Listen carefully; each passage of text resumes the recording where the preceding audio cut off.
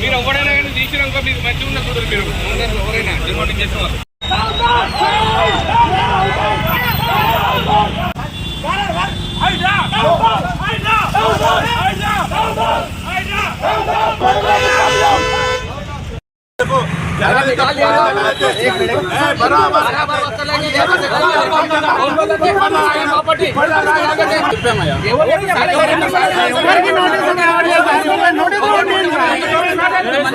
చెప్పలేమేనండి meeting పెట్టి మీ ఓడింగ్ మీ agency సంస్థలు PC commission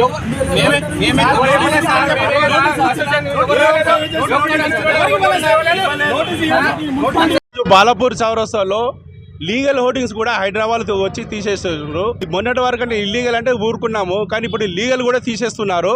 ఇది చాలా అమానుషం, చాలా దౌర్జన్యం చేస్తున్నారు హైదరాబాద్లో. దీని మీద ఎన్నో వేల కుటుంబాలు బతుకున్నాయి. వీళ్ళందరూ రోడ్డు పాలు చేసే ప్రయత్నంలో భాగంగా ఇది చేస్తున్నారు. దీన్ని అందరూ ముక్త కంఠంతో మేము అందరం తెలంగాణ అవుట్డోర్ మీడియా అసోసియేషన్ అందరం ఖండిస్తున్నాము. మేము వీధి పోరాటాలకైనా రెడీ ఉన్నాము. మేము ఇది కోర్టులో కూడా ఛాలెంజ్ చేస్తున్నాము. హైడ్రా రంగనాథ్ గారు హైకోర్టు వాళ్ళు స్పష్టంగా ఆదేశాలు ఇచ్చారు సండే రోజు తీయద్దని. అయినా కానీ సండే రోజు కూడా పని కట్టుకొని మీరు చేస్తున్నారు. హైదరాబాద్లో బిల్డింగ్లు కూలగొట్టినప్పుడు అక్కడ ప్రాపర్టీ కానీ ఎట్లాంటి వస్తువులు తీసుకుపోలేదు. కానీ ఇక్కడ జరుగుతుంది ఏంటంటే మా ప్రైవేట్ బిల్డింగ్లో ఉన్న హోర్డింగ్లు మెటీరియల్ అంతా తీసుకొని అమ్ముకుంటున్నారు. ఇది కూడా మేము కోర్టు దృష్టికి తీసుకుపోతాము. వీళ్ళకి తగిన శిక్ష వేస్తాం. హైదరాబాద్లో మెటీరియల్ కూడా అమ్ముకుంటున్నారు. మాది మెటీరియల్ తీసుకోపోయి వాళ్ళు అమ్ముకుంటున్నారు. లేకున్నా కానీ నోటీసులు ఇవ్వాలిగా, ఇంత నోటీసులు ఏం లేదు అని లీగల్ పీకేస్తున్నారు. ఇవాళ లీగల్ పీకేసి అమ్ముకుంటున్నారు. హైడ్రా వ్యవహరిస్తుంది ఆథరైజ్డ్. ఫస్ట్ ఏమో చెప్పారు ఇన్లీగల్ ఓటింగ్లు మేము రిమూవ్ చేస్తామని చెప్పేసి హైడ్రా మమ్మల్ని హెచ్చరించింది. దానికి మొత్తం మేము అలర్ట్ అయి ఉన్నాం. ఈరోజు వచ్చేసి వితౌట్ మా ప్రాపర్టీ మీద వాళ్ళు ఆధిపత్యం చెలాయించి మా వర్కర్లు వెళ్ళా కూడా వర్కర్లను నెట్టేసి హైడ్రా అమ్ముకుంటున్నారు. ఇదేంది? ఇది ఎక్కడ మన ఇది ప్రజాస్వామ్యమా? మనం ఎక్కడున్నాము ఇప్పుడు? మనం ఎక్కడున్నాము? ఇది ప్రజాస్వామ్యంలో ఉన్నామా? మనం ఏడున్నామా? ఇది ఈ రేవంత్ రెడ్డి ప్రభుత్వానికి ఇది సిగ్గుచేటు. తక్షణమే దీన్ని హైడ్రాను రద్దు చేసి మూసివేసి ఇది మొత్తం దీని మీద చిన్న కుటుంబాలు మధ్యతరగతి కుటుంబాలు, వేల మంది కార్మికులు, ఫ్లెక్సీ మీడియా మౌంటర్లు అందరూ దీని మీద మేము ఆధారపడి ఉన్నాం. దీని వెంటనే ఐటెను రద్దు చేసి మమ్మల్ని సేవ్ చేయకుండా మాత్రం మేము ఎక్కడికి పోవడానికైనా సిద్ధమే, చివరికి ప్రాణాలు అర్పించడానికైనా సిద్ధంగా ఉన్నామని మేము ప్రభుత్వాన్ని హెచ్చరిస్తున్నాము. ఐటెను కూడా హెచ్చరిస్తున్నాము.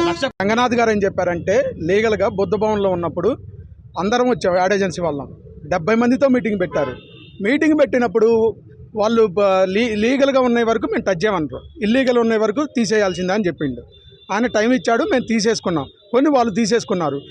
లీగల్గా ఉన్నాయి కూడా ఎలా చేస్తారు? ఇవాళ సండే అని వచ్చి ఇందాక హైడ్రా కమిషనర్ రాత్రి మీటింగ్ పెట్టుకున్నారంట. రాత్రి మీటింగ్ పెట్టుకొని ఇప్పుడు తీసేయమంటే ఎలా తీసేస్తారు? మాకు వర్కర్స్ దొరకాలి, మాకు ఇన్ఫర్మేషన్ లేదు. ఇప్పుడు వచ్చి వాళ్ళు కూర్చొని మా వర్కర్స్ని తన్ని పంపిస్తున్నారు. ఇది ఎంతవరకు న్యాయం? కానీ మాకు నోటీసులు ఇవ్వాలి కదా. నోటీసులు ఇవ్వకపోగా మళ్ళీ మమ్మల్ని ఇబ్బంది పెడుతున్నారు. జాబులు కావాలంటారు. జాబులు ఇచ్చేది మేము. మా దగ్గర కనీసం ఒక్కొక్క కంపెనీలో 15 మంది పనిచేస్తున్నారు. 15 మంది పనిచేసే వాళ్ళని రోడ్డు మీద వేస్తారా? గవర్నమెంట్ జాబ్ ఇస్తానంటుంది, మళ్ళీ జాబులు ఇచ్చే వాళ్ళని రోడ్డు మీద వేస్తుంది. వాళ్ళకి ఏ విధంగా మేము జాబులు ఇవ్వాలి? జాబులు ఇచ్చే వాళ్ళని కూడా రోడ్డు మీద ఏమంటారా? మేము రోడ్డు మీద పడి కనుక మా ఎంప్లాయీస్ కూడా రోడ్డు మీద పడాలి. గవర్నమెంట్కి ట్యాక్సులు కడుతున్నాం. వాళ్ళు 1 year నుంచి CDMA బ్లాక్ చేశారు. CDMA బ్లాక్ చేసి వాళ్ళ కోసం తీసుకుంటున్నారు. ఇదంతా ఒక్కల గురించే చేస్తున్నారు. ఒక్కల గురించే చేస్తున్నారు ఇదంతా. ఆ ఒక్కలలో ఎవరనేది తీస్తే అందరం చేయండి. 50 కోట్లు పెండింగ్ ఉంది GHMCకి. దాన్ని అధికారంగా ఎవడో అడగటం లేదు. మా మీద పడుతున్నారు. మేము ట్యాక్సులు కట్టా కూడా లాస్ట్ ఇయర్ కట్టించుకోకుంది వాళ్ళు, మేము కడతానన్నా కట్టించుకోకుండా ఉంది వాళ్ళు. దాన్ని అడగటం లేదు గవర్నమెంట్, మా మీదే పడుతుంది. 50 కోట్లు పెండింగ్ ఉంది GHMCలో. 1,00,000 కుటుంబాలు ఆధారపడ్డాయి భయ్యా. లాస్ట్ టైము మాకు వితౌట్ KTR అన్న వితౌట్ నోటీస్ ఇచ్చిండు. అప్పుడప్పుడు తీపిచ్చిండు, ఒకళ్ళ గురించి తీపిచ్చిండు. ఇవాళ అదే ప్రభుత్వం మేము కాంగ్రెస్కి సపోర్ట్ చేస్తే కాంగ్రెస్ కూడా మమ్మల్ని రోడ్డు మీదకి తీసుకొస్తుంది. మేమందరం రోడ్డు మీద ఇలా మీటింగ్ పెట్టుకుంటున్నాం.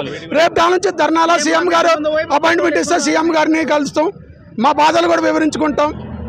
వాళ్ళు విన్నవించుకుంటే మాకు కూడా హెల్ప్ చేస్తారని అనుకుంటున్నాం. మా వర్కర్స్ పైన కూడా వాళ్ళని కొట్టి దింపారంటే ఇది వాళ్ళ మీద మేము కేసు పెట్టాలా, మా మీద వాళ్ళు కేసు పెట్టాలా? మా మీదే వాళ్ళు కేసు పెడతారంటే ఇవాళ